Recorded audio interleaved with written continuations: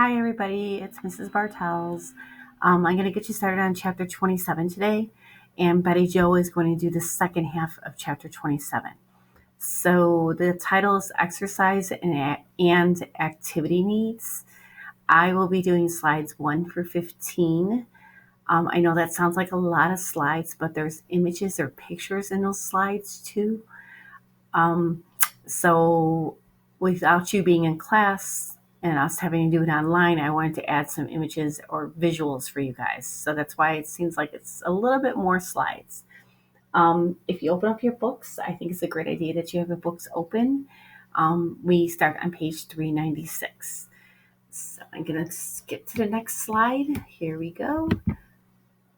This is kind of our learning objectives for this chapter. We have to learn how to the key terms and abbreviations of the chapter, which are on page 396. And the key terms that we're going to talk about today include atrophy, contracture,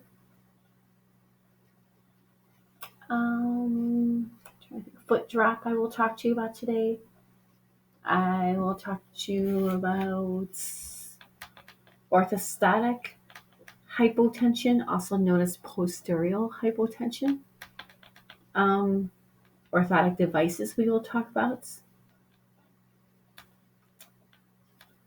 And that's the ones that I'm going to cover. The rest of the key terms that are on page 396, Betty Jo will be covering with you.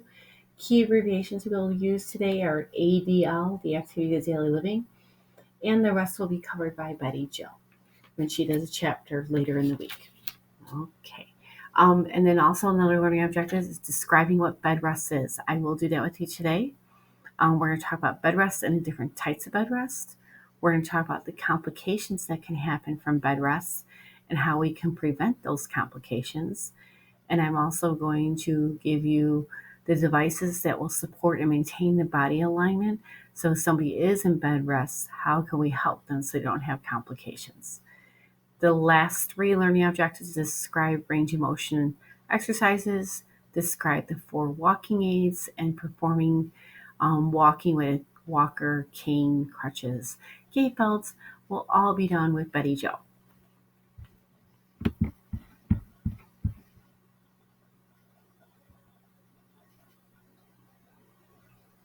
Okay. Exercise and activity. Why would somebody have limited activity? They would have limited activity or a decrease in their activity if they're ill, if they're sick, illness or sickness, if they've had surgery, if they've had an injury where they cannot move at their normal rates, if they have pain that's limiting their movements, or as we age, our movement is not as strong as it was when we were younger. And you could see that with your parents. They don't move as quickly as you do, neither do your grandparents. So as we age, things start to slow down and our activity gets limited. Illness, if you've ever been sick with like the flu, you don't feel like getting up, moving around, so your activity is lessened. Surgery, a lot of times when people have surgery, they're in pain and their body is weakens from what's going on, so it takes them a little bit more time, so they have a limited activity. Okay, an injury, we're talking about like car accidents or fractured bones. Again, limited activity will happen with that. Inactivity, whether it's mild or severe, will affect every system of the body. It affects your lungs, it affects your heart, it will affect your circulation, it will affect your skin. And we're going to talk about that today. It's also going to affect the mental well-being. How do you feel emotionally, not just physically?